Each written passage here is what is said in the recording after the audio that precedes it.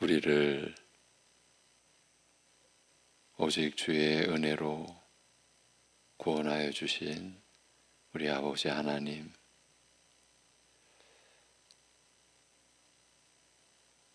주일의 안식으로 천국 말씀을 맛보게 하시고 그 말씀 안에 진리가 또 은혜가 우리를 새롭게 하며 회복시키시며 우리의 마음을 하나님께로 향하게 하는 그 은혜를 체험토록 하신 그 하나님의 역사가 이제 우리 각자의 처소에서 한 주간을 살아가는 이 날들 속에서 펼쳐지며 나타나며 그럴수록 더 주님 의지하고 주님의 은혜를 간구함으로 살아갈 수 있는 우리 모두 되게 우리를 주장하여 주시옵기를 간절히 바라옵고 우리 주 예수 그리스도의 이름으로 기도하옵나이다. 아멘. 로마서 9장 30절 31절입니다. 로마서 9장 30절 31절.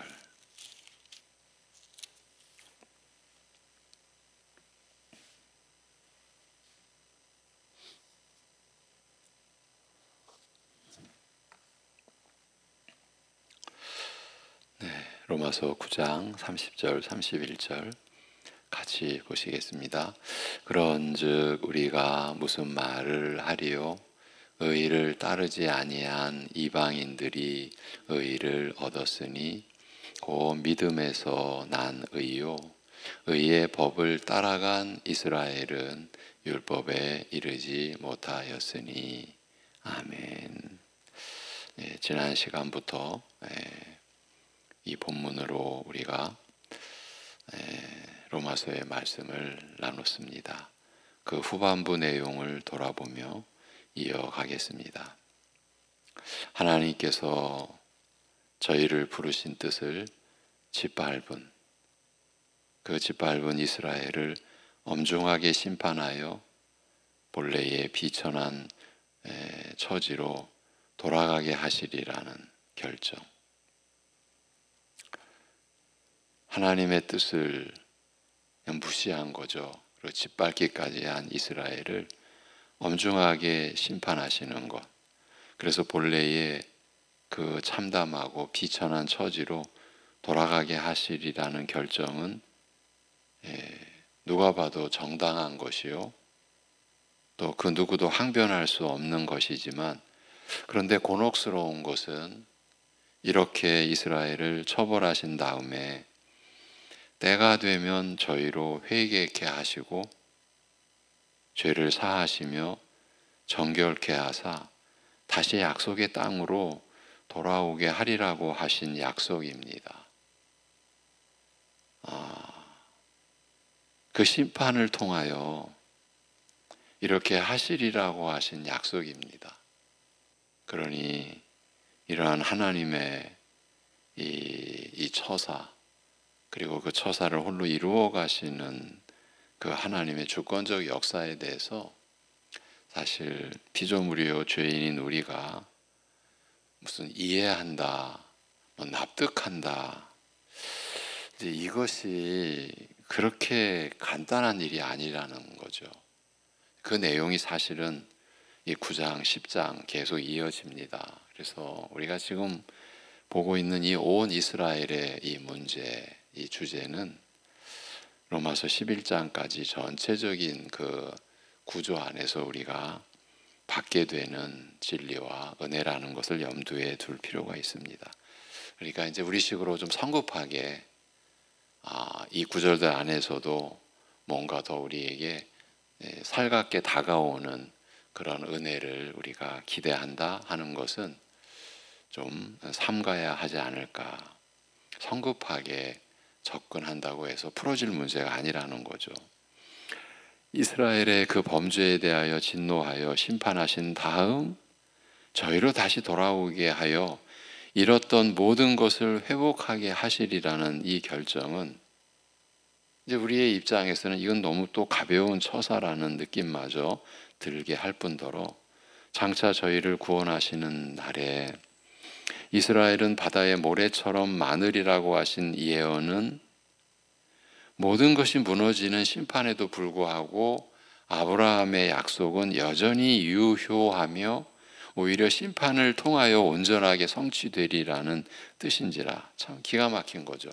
심판을 통하여 그 하나님 나라에 관한 약속이 온전하게 성취되리라는 그 뜻인지라. 단순한 설명으로는 납득하기가 쉽지 않기 때문입니다. 그런데 이것이 이스라엘의 역사, 인류의 역사, 구약의 역사였습니다. 범죄와 심판으로 말미암아 잃어버린 것을 단순히 회복하는 정도가 아니라 바로 그 심판을 겪는 동안 죄사함과 정결케 하시는 은혜로 이스라엘을 순정케 하시리라고 약속하시는 만큼 이스라엘로 하여금 심판을 겪게 하시는 하나님의 뜻과 목적이 참으로 깊고 복잡하다는 것을 짐작할 뿐입니다. 이런 비유가 타당할지 모르겠는데 어린 자녀가 사랑으로 징계하는 부모의 그 징계를 그 어린 자녀의 입장에서 쉽게 납득 못 하잖아요. 먼 훗날 철이 들었을 때에야 나를 키우시기 위하여 부모님은 이렇게 고통스러우셨구나. 그것을 우리가 아는 거지 않습니까? 지금 이스라엘로 하여금 심판을 겪게 하시는 하나님의 뜻을 설명한다. 이건 참 어려운 얘기입니다. 그 안에 담긴 하나님의 목적은 참으로 깊고 또 복잡하기까지 하다라는 것을 우리는 그저 짐작할 뿐입니다. 심판을 통하여 이스라엘로 하여금 근본적인 변화를 겪게 하실 이 일을 가리켜 선지자 요나는 죽음의 영역인 스올 그 음부에서 구원받는 일이라. 이제 스올 음부라고 하면 죽음의 처소, 사망의 처소, 우리가 그렇게 이해를 하죠. 그러니까 죽음의 영역인 그 음부에서 구원받는 일이라 마치 죽음에서 다시 살림받는 것 같이 새로운 이스라엘로 거듭나는 일이라고 선지자 요나는 밝히고 있습니다. 선지자 이사야는 이스라엘이 바다의 모래처럼 많을지라도 오직 남은 자만 돌아오리라고 하여 장차 하나님께서 베푸실 구원에는 이스라엘의 남은 자만 참여하게 되리라고 알리고 있습니다. 그래서 구약의 그 구원의 역사의 그 핵심 개념은 남은 자라는 주제가 이제 말씀의 기록에 드러나 있는 거죠. 남은 자 사상 이런 표현까지 합니다. 말하자면 범죄로 말미암아 심판받은 이스라엘을 오직 긍휼로 구원하시는 이 은혜에 이스라엘 중 일부는 참여하지 못할 것을 알림으로써 육적 혈통이 구원을 보장하지 못한다. 달리 말해서 구원은 혈통에 구애받지 않으며 혈통을 초월한다는 사실을 밝히고 있는 것입니다. 이스라엘의 남은 자만 구원받는다는 것은 저희 중 일부는 구원을 받고 일부는 구원받지 못한다는 뜻인 만큼 한편으로는 이스라엘의 존속과 그 역사의 계속 그리고 언약의 진실 불변성과 지속성을 함축하지만 담고 있지만 다른 한편으로는 특히 이스라엘 중 일부는 구원받지 못한다는 이 사실은 옛 틀의 연약함과 옛 역사의 실패 그리고 옛 틀을 뛰어넘는 새로운 변화의 필요성을 드러내고 암시합니다. 그리하여 심판을 통하여 이스라엘 자체가 죽고 사는 극적인 일, 마치 애굽으로 내려갔다가 다시 나오는 것 같은 제2의 출애굽을 경험하게 되리라고. 이게 다 선지자들의 기록입니다. 출애굽을 경험하게 되리라고, 새 이스라엘로 거듭나게 되리라고 말하는 것입니다. 이런 진술 속에서 신약 시대를 살아가는 우리가 받은 구원의 본질을 우리가 듣게 되죠. 구원의 본질은 똑같으니까요. 시대에 따라서 변화되는 게 아니라 옛 언약 아래서나 옛 언약이 성취된 새 언약 아래서나 구원의 도리는 본질은 동일하니까요. 그러니까 새 이스라엘로 거듭나게 되리라. 거듭나게 되리라는 것은 죽음이 전제가 되는 거잖아요. 이스라엘 자체가 심판을 통하여 죽고 사는 그 역사를 말하는 것입니다. 옛 틀이 무너지고 새로 거듭나는 변화 중에서 중요한 것 하나가 바로 육적 혈통을 따른 이스라엘과 이방의 구별이 철폐되는 것이며, 이로써 하나님 백성 여부를 결정하는 것은 육적 혈통이 아니라 하나님의 선택이라는 사실이 명백하게 드러날 것을 남은 자의 구원이 암시하는 것입니다. 사실 이러한 모든 내용이 우리가 받은 은혜의 그 진리를, 본질을 지금 다 말씀하고 있는 것을 우리가 충분히 느끼죠.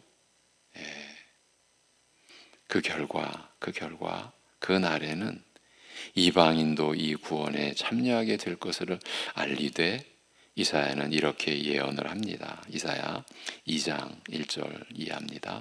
말이래 여호와의 전에 산이 모든 산 꼭대기에 굳게 설 것이요 모든 작은 산 위에 뛰어나리니 만방이 열방이 그리로 모여들 것이라. 많은 백성이 가며 이르기를 오라 우리가 여호와의 산에 오르며 야곱의 하나님의 전에 이르자. 그가 그 도로 우리에게 가르치실 것이라. 우리가 그 길로 행하리라 하니니 이는 율법이 시온에서부터 나올 것이요 여호와의 말씀이 예루살렘에서부터 나올 것임이니라. 이사야 2장 1절에서 3절입니다. 그리고 11장 10절에 가면 그 날에 말일이라고 그랬죠. 그 날에 이새의 뿌리에서 한 싹이 나서 만민의 기호로 설 것이요 열방이 그에게로 돌아오리니 그 거한 곳이 영화로우리라고 말씀합니다. 특히 이런 일이 결정적으로 이제 메시아의 오심과 우리 주 예수 그리스도의 나타나심과 밀접한 관계가 있는 것으로 말하고 있는 것에 주목할 필요가 있습니다.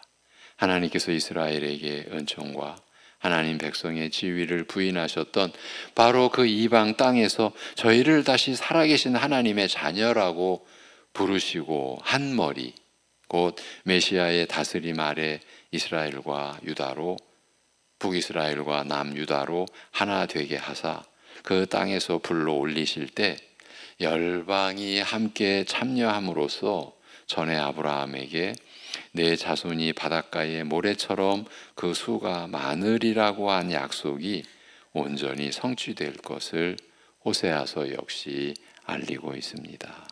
이제 이런 내용은 로마서가 인용한, 바울 사도가 인용한 호세아와 이사야 선지서만 아니라 실은 모든 선지자들이 한결같이 예언했던 내용이라는 사실입니다. 말하자면 로마서는 비록 호세아서와 이사야서만 인용하고 있으나 대표적인 예로 인용하였을 뿐이며 하나님께서 육적 혈통의 차이와 구별을 뛰어넘어 유대인만 아니라 이방인 중에서도 불러 구원하신다는 사실을 모든 선지자들이 한결같이 증거한 그 예언에 비추어, 특히 그 배경이 되는 이스라엘 역사에 비추어 이해할 것을 바라는 것입니다.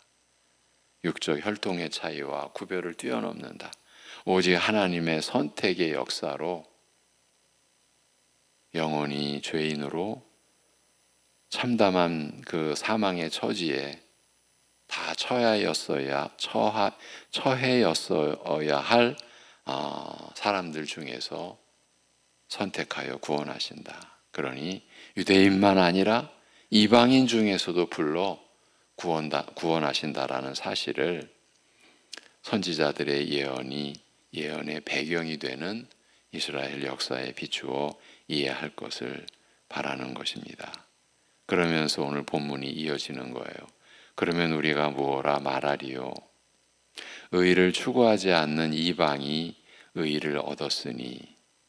이 참 기가 막힌 내용인 거죠. 의를 추구하지 않는. 그러니까 의와는 아무 상관없고, 이 얘기는 바라지도 않고 찾지도 않고, 의를 그렇게 추구하지 않는 이방이 그런데 의를 얻었으니 곧 믿음으로 말미암는 의라. 그래서 한마디로 줄여서 믿음의 의라고 하는 거죠. 이걸 다른 말로 말하면 오직 은혜로 주어졌으니 은혜의 의라. 우리가 지금 하나님 앞에서 의롭다 여김받는 게 바로 이것 아닙니까? 이 실체를 지금 바울이 또 드러내고 있는 거죠. 이미 앞에서 로마서 1장 3장에서 정의해 놓은 그 의가 이렇게 드러나는 거죠. 의를 추구하지 않는 이방이 의를 얻었으니 곧 믿음으로 말미암는 의라. 그런데 31절에서 그런데 이스라엘은, 본래 약속의 자녀였던 이스라엘은 의의 율법을 추구함에도, 그래서 제가 기가 막히다 그런 거예요. 이방은 추구하지 않는 그 의를 얻었어요. 그런데 이스라엘은 추구했어요. 의의 율법을 추구함에도 율법에 이르지 못하였느니라. 하나님께서 오직 그 기뻐하시는 뜻을 따라 영광을 위하여 미리 준비하신 긍휼의 그릇에 대하여 앞선 9장 23절에서 설명한 다음 이런 원칙을 따라서 오직 긍휼의 그릇입니다. 구원받은 그 이치와 그 이유와 본질은 긍휼입니다. 긍휼의 그릇, 오직 긍휼을 따라 되어진 일이라는 거예요. 이것이 바울 사도가 밝히는 겁니다. 오늘 우리도 긍휼의 그릇입니다. 여기에 다른 거를 집어 넣으면 안 됩니다. 이런 원칙을 따라서, 그러니까 긍휼의 원칙을 따라서 유대인과 이방인을 가리지 않고 구원하고자 택하시고 부르신 자들이 바로 우리라고 알리고 있어요. 바울 사도가 우리라는 이 표기를 의도적으로 쓰고 있는 거죠. 바로 오늘 우리에게서 유대인과 이방인이 다 함께 그리스도를 믿어 한 몸 된 교회를 이룬 오늘 우리에게서 바로 이 원칙을 확인할 수 있다라는 뜻입니다. 에베소서에서도 특히 2장이 유대인과 이방인이 다 함께 그리스도를 믿어 한 몸 된 교회를 이룬 그 사실을 밝히고 있지 않습니까? 거기서 우리에게서 이 일이 이루어졌다. 바로 이 원칙을 확인할 수 있다는 뜻입니다.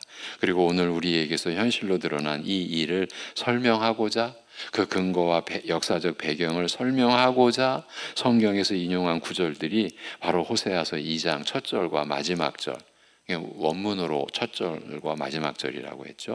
그리고 마지막 절부터 먼저 인용을 했고 나중에 첫 절을 인용을 했다고 그랬죠. 이렇게 호세아서 2장 또 이사야서 10장 22절과 1장 9절, 비록 두 선지자의 예언 중에서 몇 구절을 인용하였으나 사실은 전체 선지서들의 핵심 내용을 대표하는 것이라. 전체 선지서들의 핵심 내용이 바로 로마서는, 로마서가 확인해주고 드러내준 로마서는 하나님께서 유대인과 이방인을 가리지 않으시고 오늘 우리를 부르신 일을 이런 배경과 맥락에서 파악할 것을 요구하고 있다고 하였습니다. 왜 이런 배경과 맥락에서 파악할 것이 요구됩니까? 하나님의 긍휼이 드러나야만 하니까죠. 지금 선택과 유기를 가지고 이거 하나님, 우리식으로 그냥 말하겠습니다. 편하게. 이거 하나님 제멋대로다. 그게 그럼 하나님 나라냐? 그럼 인간은 다 무시되는 거냐? 이게 쉽사리, 너무나 쉽사리. 아니 평생을 사실은요 교회 안에 있으면서도 이 선택의 울타리를 못 넘어서, 그러니까 믿는다고 하면서도 의문스러운 거예요. 하나님 제 마음대로네. 구원도 이렇게 가면 안 되는 거죠. 가면 안 되기 때문에 그 이스라엘의 역사적 그 배경과 맥락에서 그들의 실제 역사 속에서 하나님의 선택이 오직 긍휼이요. 육이라고 하는 참 그 개념까지도 우리가 보지 않을 수 없는 것은 모두가 다 사실은 오직 심판의 그 하나님의 진노 아래, 그 저주 아래 있을 수밖에 없는 그런 형편에서 하나님이 긍휼히 여기사 선택해 하셔서 구원해 내신 그 배경과 맥락, 그것이 남은 자요. 여러분, 그렇지 않으면 사실은 인류의 역사는 벌써 종결됐어야죠. 어쩌면 다른 종족으로 인류의 역사가 이어져야만 했겠죠. 끝나야만 했으니까 어느 누구도 의에 이를 수가 없었어요. 의를 추구하지도 않았고요. 추구함에도 다 버려질 수밖에 없었던. 그래서 오늘 우리를 부르신 일을 이런 배경과 맥락에서 파악할 것을, 여러분, 그래야 우리의 믿음이 그야말로 주님의 형상을 닮아가는, 주님의 온유함과 겸손하심을 닮아가는 그러한 믿음이 되는 거죠. 교회가 왜 어지럽습니까? 교회 안에서 여전히 교만이 판을 치고, 잘하는 것이 판을 치고, 그게 판을 치면 안 되거든요. 하나님 나라 안에서는 못하고 잘하고가 사실은 근본적으로 없거든요. 근데 우리는 너무 쉽게 나는 잘하는데, 그러면 그 얘기가 나올 때 뭐가 따라요? 그럼 나는 대접 받아야 되잖아. 이렇게 가면 안 되는데 우리는 여전히 그런 한심스러운 그 고약한 그런 실태 속에서 우리가 서로 고통받고 고통을 주고 상처받고 상처를 입히고 그 속에서 끙끙 앓고 신음하고 내가 왜 교회 안에서까지 무시당해야 돼? 세상에서 그렇게 무시당하는 고통을 받고 그런데 교회 안에서까지도 그래야 돼? 이런 아픔, 이게 여러분 우리 믿음의 근본에 있어서, 말씀을 아는 지식의 아주 기초에 있어서 우리가 너무나 연약하고 부실하기 때문이 아닐까. 지금 말씀의 일꾼인 저로서는 제 안에 있는 내용까지 포함해서 여러분과 함께 여러분을 섬기며 살아가면서 지울 수 없는 그 인식인 거예요. 그만큼 우리는 말씀에서 멀리 있는 그런 신앙을, 그럼에도 우리는 온전한 신앙처럼 기가 막히게 그렇게 여기는 부분이 저는 분명히 있다. 그 현실적 그렇게 이해하는 이유를 우리의 변하지 않는 성품,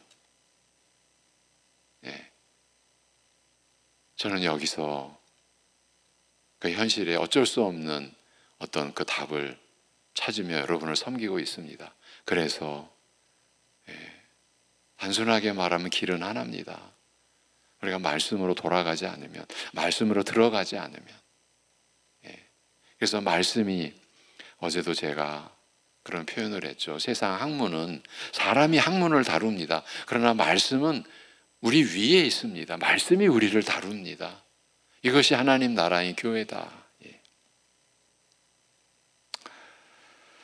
다시 돌아와서, 그러니까 오늘 우리를 부르신 일을 이런 배경과 맥락에서 파악할 것을 로마서는 요구하고 있습니다. 말하자면 이는 우리 유대인 중에서만 아니라 이방인 중에서도 부르셨느니라고 말한 것은 바로 선지자들의 이런 예언이 오늘 우리에게서 성취된 사실을 확인하고자 한 것입니다. 오늘 말씀은 바로 이 사실을 더 자세히 그리고 더 깊이 설명하고 있습니다. 오늘 본문은 바로 오늘 우리 중에서 이방인으로 그리스도를 믿게 된 자를 가리켜, 그러면 우리가 무엇라 말하리요?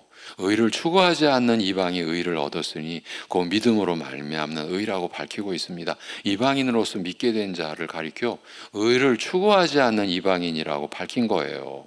나라와 사회마다 법과 도덕과 질서가 있어 나름대로 의를 지키고 행하고자 함에도 이방인을 가리켜 의를 추구하지 않는 자라고 단정한 것이, 이건 조금 뜻밖입니다만 실은 바로 이런 내용 때문에 여기에서 성경에서 말하는 의는 일반적으로 통용되는 상식적인 의로움과는 비교할 수 없는, 여러분 비교가 안 되는 의입니다. 이방인 중에서도 찾아볼 수 없는 이 의라는 사실을, 우리가 세상의 의와는 비교할 수 없는 의, 그 의라는 사실을 오직 하나님의 백성 이스라엘에게만 알려지고 요구된 그 특별한 의, 하나님께서 인정하시는 참된 의를 말한다라는 사실을 짐작할 수 있습니다. 의를 추구하지 않는 이방이 의를 얻었으니, 이방인은 추구해 본 적이 없는 의로움, 생각하거나 상상조차 해보지 못한 그런 의로움을 얻게 되었다. 그런 의에 이르게 되었다고 말하며 그 의는 바로 믿음으로 말미암는 의로움, 곧 그리스도를 믿음으로 값없이 얻는 의로움이라고 밝힙니다. 이방인의 경우에도 나름대로 옳고 그름에 대한 의식과 지식이 있어 법과 양심에 따라 판단하며 무엇이 의인지, 즉 무엇이 옳은지에 대하여 깊이 사색하고 연구하며 모색함에도 불구하고 하나님께서 의롭다 하시는 그 의로움, 하나님께서 인정하시는 참된 의로움에 대해서는 추구하는 것은 고사하고 생각이나 상상조차 해보지 못하였다고 말합니다. 이런 의로움에 대해서는 듣지도 알지도 못하니 그런 의를 추구하는 것은 더더욱 불가능하였음에도 오직 그리스도를 믿음으로 값없이 은혜로 그런 참된 의로움을 얻게 되었다라고 말합니다. 그러니까 교회 안에서 자기 모르게 어쩌면 알든 모르든 스스로 의롭다고 여기는 이제 다음에 나올 결정적인 개념, 자기의. 이 자기의가 본래 없는 거거든요. 이 세상에는 없습니다. 우리 안에도 없습니다. 지금 하나님 앞에서 말하는 겁니다. 사람들이 말하는 그런 의가 아니라 하나님 앞에서 자기가 지닐 수 있는 의는 없습니다. 이걸 아주 단순하게 표현하면 하나님 앞에서 자기 자랑거리가 없다 이거예요. 근데 우리는 너무 많잖아요. 그 얘기는 뭐예요? 의와 불의의 개념조차, 이게 지금 우리를 구원한 그러니까 핵심 개념인데, 의가 그 개념조차 우리는 하나님 나라 거 세상 거 분간 못하고, 그러면서도 우리는 믿음으로 산다고 그래온 부분이, 그러한 시절들이 너무 많다. 여러분, 오직 그리스도를 믿음으로 값없이, 달리 말해서 오직 하나님의 긍휼로 우리에게 주어진 그 의로 우리는 하나님 앞에서 하나님이 인정하시는 참된 의로움을 얻게 되었다, 이렇게 말하고 있는 겁니다. 그러면서 31절, 이스라엘은 의의 율법을 추구함에도 율법에 이르지 못하였느니라. 참된 의에 대하여 알지도 못하고 추구하지도 않던 이방인은 그리스도를 믿음으로 의에 이른 반면에, 기가 막히게도 이스라엘은 의의 율법을 추구하면서도 율법에 이르지 못하였다고 말하고 있습니다. 우선 이방인은 의에 이른 반면 의의 율법을 추구하는 이스라엘은 실패하였다고 함으로써 이방인이 믿음으로 참된 의에 이르게 된 구원이, 이것이 구원이죠. 이 구원이 이스라엘의 실패와 밀접한 관계가 있음을 밝히고 있다라는 이 사실에 우리가 주목할 필요가 있습니다. 이것이 하나님의 말씀이 우리를 인도해가는 믿음의 지식, 진리의 지식입니다. 아니, 이스라엘과 내가 무슨 상관이 있어? 이게 우리 일반적인 생각일 수 있거든요. 그래서 제가 제 자신을 참 무슨 그 얘기를 했잖아요. 제가 어릴 때 성경 보면서, 아니 내가 우리나라 역사도 제대로 모르는데 내가 왜 이스라엘의 역사를 이렇게 성경을 통해서 알아야 돼? 저 어릴 적 제가 그랬다고 했어요. 이게 뭔 상관이야 나하고. 사실은 그게 다 나의 구원의 과정인데, 내용인데, 지금 그 얘기입니다. 이방인이 믿음으로 참된 의에 이르게 된 이 구원이 이스라엘의 실패와 밀접한 관계가 있음을 밝히고 있다는 사실이에요. 이것에 주목할 필요가 있습니다. 이방인이 스스로 추구하지도 않고 추구한 적도 없는 참된 의로움에 이르되, 구원을 주시는 그 의로움에 이르되, 오직 그리스도를 믿음으로써 이르게 된 이 일이, 오직 하나님의 긍휼로 받게 된 이 은혜의, 이 구원의 이 일이, 이스라엘은 의의 율법을 추구하면서도 율법에 이르지 못한 실패와 밀접한 관계가 있음을 알리고 있는 거예요. 하나님의 말씀이 알리고 있는 거예요. 다만 선지자들은 한결같이 이스라엘이 하나님을 떠나 죄악을 고집하다 회개하기를 끝까지 거부한 죄에 대하여 책임을 물어 저희를 멸하신 것으로 말하고 있는 반면, 여기에서는 이스라엘이 의의 율법을 끊임없이 추구함에도 불구하고 율법에 이르지 못한 것이 실패의 근본 원인이라고 밝힘으로써 이스라엘의 실패와 심판에 담긴 뜻이 앞서 말씀드린 것보다 훨씬 더 깊은 것임을 알리고 있는 것에 주목할 필요가 있습니다. 이런 사실들은 곧 우리가 받은 구원의 은혜가 얼마나 크고 깊은 것인지를 비춰주는 것이죠. 이에 대해서는 이제 다음 시간 이어지는 본문으로 계속 우리가 말씀을 나눠가도록 하겠습니다. 기도하겠습니다. 하나님 아버지, 그저 사망의 무지에 속했던 저희들, 그러한 저희들을 그 죽음의 자리에서 우리의 죄로 죽으신 그리스도와 함께 다시 살리셔서 거듭나게 하셔서 이제 생명의 진리에 참여하며 우리로서는 도저히 상상조차도 할 수 없었던 그 진리의 그 말씀들을 받도록 성령의 역사로 우리를 구원하신 하나님의 그 역사의 그 사실을 우리가 더듬어 가도록, 알아가도록, 그래서 믿음의 내용을 갖추어 가도록, 확신에 거할 수 있도록 우리를 인도하여 주심을 감사합니다. 이 일이 이루어지는 것이, 이 말씀이 우리에게 보여지고 들려지고 깨달아지고 믿어지고 믿음의 내용으로 확신에 이르는 모든 것이 오직 성령의 역사이심을, 이것이 결코 우리의 실력, 우리의 능력이 아니라고 하는 사실을 또한 우리가 잊지 않도록 우리의 마음, 연약한 마음, 순식간에 내가 한 것처럼, 내가 깨달은 것처럼, 나만은 내가 깨달은 것처럼 그렇게 여기기까지도 하는 이 무서운 시험에 우리가 들게 하지 마옵시고, 우리를 붙들어 주셔서 오직 하나님이 우리 안에서 행하시고 이루신 일을 우리가 받아서 누리는 이 삶을 우리가 믿음으로 감당해내고, 그래서 어떠한 상황에서도 주님께 우리의 자신을 드려서 주님이 우리를 이루어 가시는 그 우리와 우리의 삶을 우리가 소망하고 그 삶을 우리가 경험해 갈 수 있는 우리의 삶이 되게 인도해 주옵소서.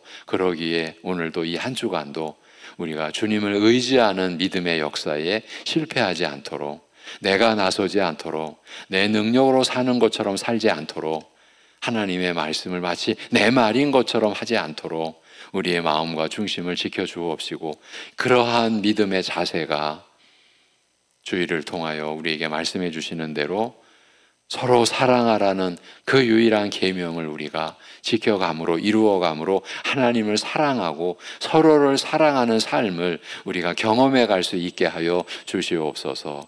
병상에, 여러 가지 어려운 상황에 처해 있는 오늘도 참으로 또 지속적인 치료를 위해 병원을 들어가서 입원해야 한 우리 가족들 주님께서 붙들어 주시고 지켜주시고, 그 어려움 속에서도 동행하시는 주님께, 생명의 주인 되신 주님께 모든 것 전적으로 맡기고 주님의 치유해 주시고 회복해 하시고 온전케 하시는 주님의 은혜만을 붙들 수 있게 하여 주시옵소서. 아버지 하나님, 이 나라와 이 민족의 이 너무나 고통스럽고 충격적인 이 아픔의 혼란이 안정을 찾을 수 있는 은혜, 나라를 세우시는 하나님의 주권적 역사로 그 일이 이루어질 수 있게 은혜 내려 주시옵소서. 우리 주 예수 그리스도의 이름으로 기도하옵나이다. 아멘.